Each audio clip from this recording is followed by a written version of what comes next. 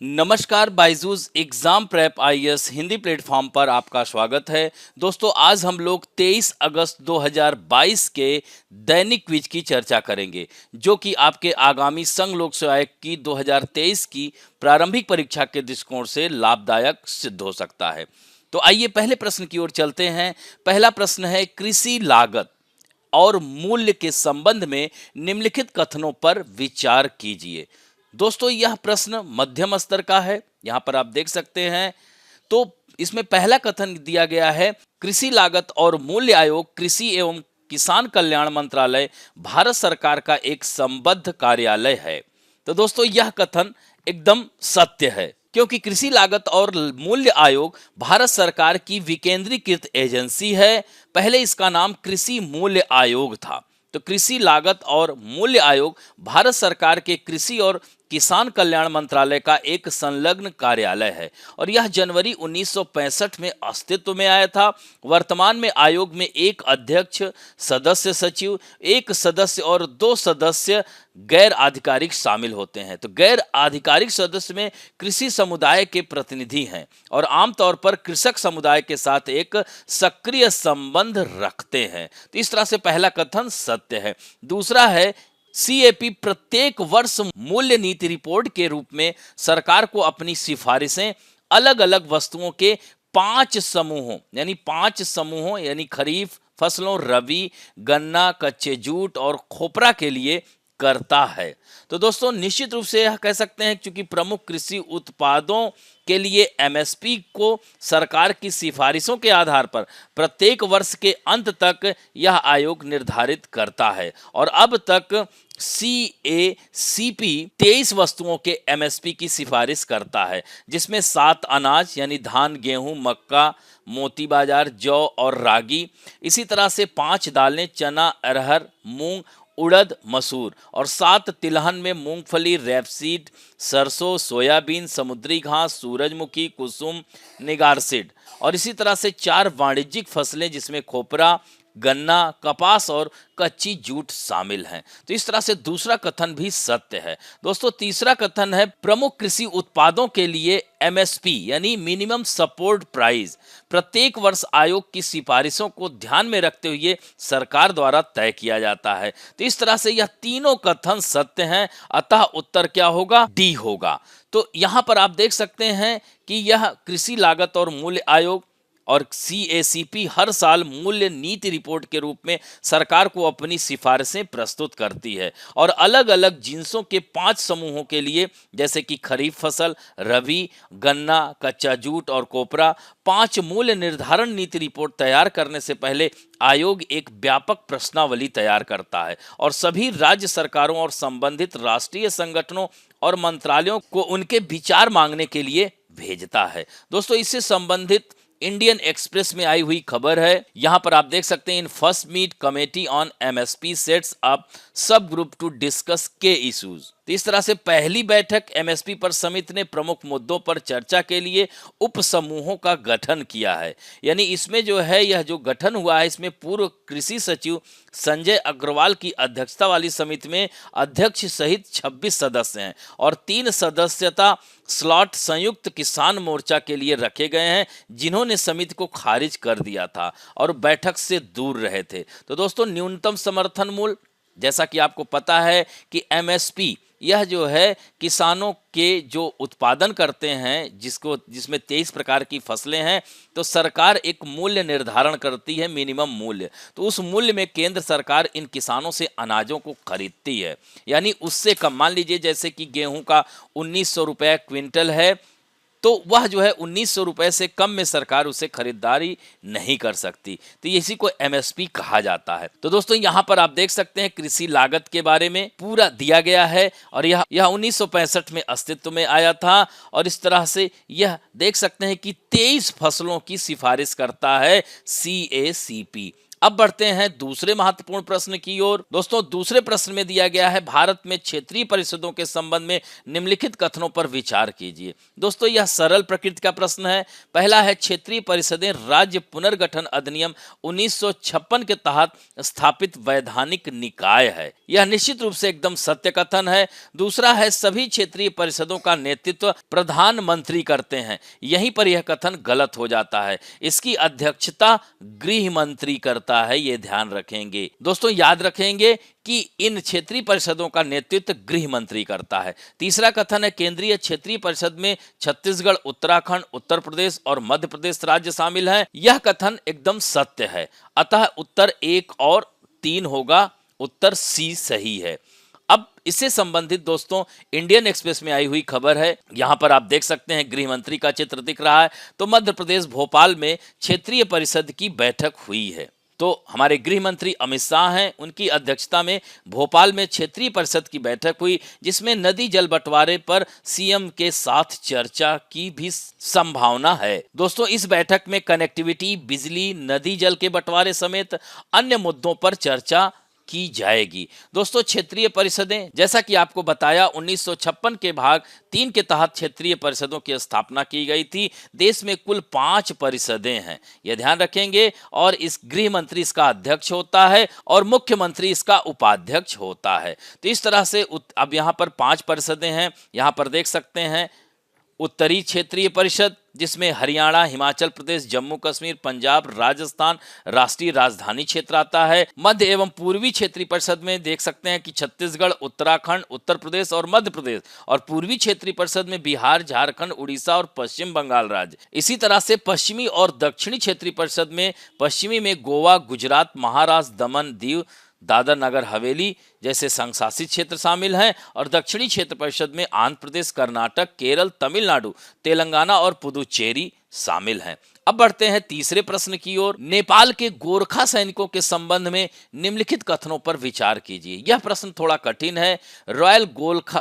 Royal Gorkha rifle British सेना की एक राइफल रेजिमेंट है। इसमें नेपाल से सैनिकों की भर्ती की जाती है। यह कथन एकदम सत्य है। दोस्तों, गोरखा रेजिमेंट 1947 में भारत की आजादी के बाद से ब्रिटेन, नेपाल, भारत त्रिपक्षीय समझौते के अनुसार 6 गोरखा रेजिमेंट पहले ब्रिटिश भारतीय सेना का हिस्सा बन गए। तब से अब तक यह सेवा में शामिल हैं। तो इस तरह से पहला कथन सही है। दूसरा है, परंपरागत रूप से नेपाली सेना के सेनाध्यक्ष पद ग्रहण करने के बाद जल्द से जल्द भारत का दौरा करते हैं, जिसके दौरान उन्हें भारत के राष्ट्रपति द्वारा भारतीय सेना के मानद जनरल के पद से सम्मानित किया जाता है। दोस्तों, यह कथन भी एकदम सत्य है। तीसरा कथन है, भारतीय सेना में सेवारत नेपाल के गोरखा सैनिक परमवीर चक्र जैसे वीरता पदक के लिए पात्र नहीं है, क्योंकि वह भारतीय नागरिक नहीं है। दोस्तों, यह कथन असत्य हो जाता है, क्योंकि भारत चीनी संघर्ष के दौरान उस समय 19 बटालियन के प्रमुख धन सिंह थापा और 8 गोरखा राइफल 1/8 GR अपने वीर कार्यों के लिए परम वीर चक्र जीता था। तो ऐसा नहीं है, उन्हें यह पुरस्कार भी दिया जाता है। तो इस तरह से उत्तर क्या होगा? 1 और 2, यानी उत्तर सी होगा। दोस्तों, इससे संबंधित इंडियन एक्सप्रेस में आई हुई खबर है, Nepal silent Gorkha hiring in Indian army uncertain. तो इससे संबंधित आप लोग इसमें जरूर देखिएगा, इंडियन एक्सप्रेस में आई हुई खबर है। अब बढ़ते हैं चौथे प्रश्न की ओर। दोस्तों, इसमें दिया गया है, भारत चरण 6 उत्सर्जन मानदंडों के संबंध में निम्नलिखित कथनों पर विचार कीजिए। दोस्तों, यह प्रश्न मध्यम स्तर का है। इसमें पहला कथन दिया गया है, BS6 ईंधन में PM 2.5 की मात्रा 20 से 40 माइक्रोग्राम प्रति क्यूबिक मीटर तक होती है। दोस्तों, यह कथन एकदम सत्य है। दूसरा कथन दिया गया है कि BS6 ग्रेड ईंधन के उत्पादन की लागत BS4 ईंधन की तुलना में अधिक है। दोस्तों, यह भी कथन एकदम सत्य है। और तीसरा कथन है, BS6 अनुपालन वाले पेट्रोल और डीजल वाहनों में CNG और LPG किट के रेट्रोफिटमेंट की अनुमति नहीं है। दोस्तों, यहीं पर यह कथन असत्य हो जाता है, क्योंकि इसी के लिए तो सरकार ने मंजूरी दी है। CNG और LPG किट के रेट्रोफिटमेंट के लिए ही तो अनुमति दी है। पहले ऐसा नहीं हुआ करता था, अवैध माना जाता था। अब जो है यह सरकार ने अनुमति दे दी है। तो इस तरह से उत्तर 1 और 2 सही है, अतः उत्तर क्या होगा? केवल 1 और 2, यानी उत्तर ए सही है। दोस्तों, इससे संबंधित खबर इंडियन एक्सप्रेस में आई हुई है। इसे यहां पर आप देख सकते हैं, VS6 vehicle CNG LPG kit retrofitment allowed, यानी अब सरकार ने मंजूरी दे दी है CNG और LPG किट के लिए कि यह नियम BS6 मानकों को पूरा करने वाले वाहनों पर लागू होगा। और इसमें जो दिया गया है कि डीजल गाड़ियों में 3.5 टन से कम CNG या LPG इंजन से बदलने की अधिसूचना जारी की गई है। और दोस्तों, सरकार द्वारा मंजूर किए गए नोटिफिकेशन के मुताबिक इस तरह की किट लगाने के लिए किसी भी गाड़ी को उसके CC इंजन क्षमता के आधार पर आंका जाएगा। यहां पर आप देख सकते हैं 1500 सीसी तक के वाहन के लिए 7% तक और 1500 सीसी से ऊपर के वाहनों में 5% क्षमता के भीतर रेट्रोफिटमेंट किया जा सकेगा। दोस्तों, BS6 पेट्रोल वाहन वर्ष 2020 में बाजार में आने शुरू हो गए थे, लेकिन इन वाहनों में CNG रेट्रोफिट नहीं की जा सकती थी। तो यह महत्वपूर्ण है दोस्तों। BS6 मानक सरकार के अनुसार इस संक्रमण से वायु प्रदूषण में 80 से 90% की कमी आएगी। मारुति सुजुकी ने एक विज्ञप्ति में कहा है कि BS6 अनुपालन पेट्रोल वाहनों से नाइट्रोजन ऑक्साइड या नाइट्रोजन के ऑक्साइड के उत्सर्जन में लगभग 25% की भारी कमी आएगी। डीजल इंजन के लिए नाइट्रोजन ऑक्साइड उत्सर्जन में 70% की कमी इसमें लाई जाएगी BS6 मानक के आधार पर। अब बढ़ते हैं दोस्तों 2015 में आए हुए प्रश्न की ओर। पांचवा प्रश्न, निकट क्षेत्र संचार जिसे NFC कहते हैं, तकनीक के संदर्भ में निम्नलिखित कथनों में से कौन सा से सही है? तो दोस्तों, यह प्रश्न की जो प्रकृति है वो सरल है। यहाँ पर जो पहला कथन है, यह एक संपर्क रहित संचार तकनीक है जिसमें विद्युत चुंबकीय रेडियो क्षेत्रों का उपयोग किया जाता है। तो दोस्तों, यह कथन एकदम सत्य है। दूसरा कथन है NFC यानी निकट क्षेत्र संचार को उन उपकरणों का उपयोग करने के लिए डिजाइन किया गया है जो कि एक दूसरे से 1 मीटर की दूरी पर भी हो सकते हैं। दोस्तों, यह कथन असत्य हो जाता है।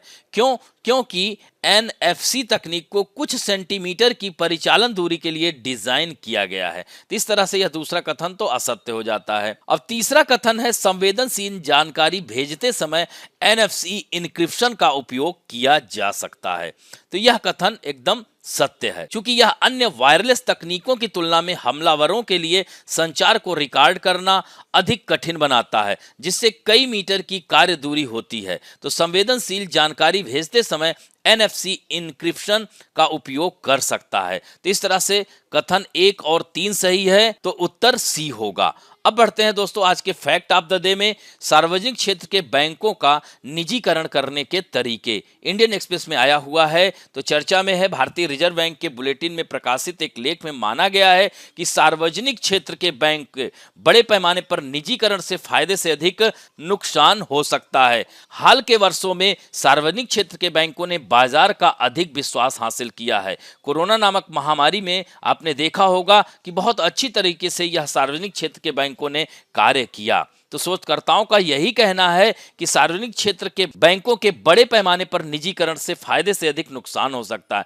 सरकार पहले से ही 2 बैंकों के निजीकरण की घोषणा कर चुकी है और इस तरह धीरे धीरे निजीकरण की ओर बढ़ने से यह सुनिश्चित हो सकता है कि वित्तीय समावेशन और मौद्रिक नीति का लाभ लोगों तक पहुंचाने के सामाजिक उद्देश्य को पूरा करने में एक शून्य की स्थिति ना बन जाए। दोस्तों, यहाँ पर आप देख सकते हैं इस ग्राफ के माध्यम से, यहाँ पर देख रहे हैं जियोग्राफिकल डिस्ट्रीब्यूशन ऑफ ब्रांचेज। तो यह मार्च 2021 तक का दिया गया है। तो यह देख सकते हैं कि रूरल एरिया, यहाँ पर देख रहे हैं PSB और PVB। यहाँ पर आप देख सकते हैं यह पब्लिक सेक्टर बैंक है और यह देख सकते हैं आप प्राइवेट सेक्टर बैंक्स हैं। तो यहाँ यह देख सकते हैं कि रूरल एरिया में प्राइवेट सेक्टर बैंक की स्थिति क्या है।